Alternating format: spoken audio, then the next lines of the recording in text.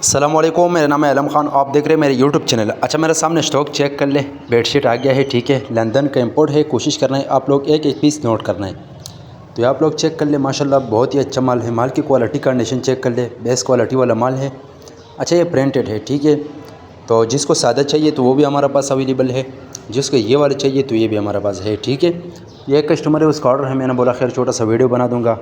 तो माल की quality condition check कर ले, बहुत ही अच्छा माल है, ठीक है। और दूसरा बात ये, इससे जो कटा पटा डैमेज एक्सपायर पीस है वो हमने निकाल दिया। बहरहाल 19-20 का गुंजाइश है वो रखना पड़ेगा। और ये डबल बेड सिंगल बेड दोनों मिक्स है, ठीक है।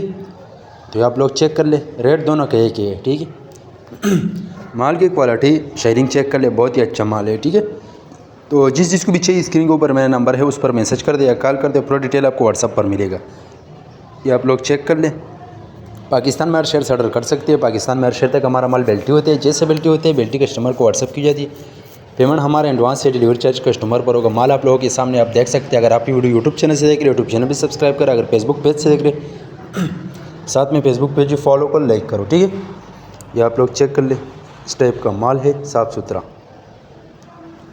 उम्मीद करता हूँ आपकी स्टॉक के हवाले से आपको ज़्यादा से ज़्यादा आइडिया हो चुका है। नेक्स्ट वीडियो के लिए मैं फॉलो कर, लाइक करो, ताकि इस वीडियो आपको रोज़ मिलती रहे।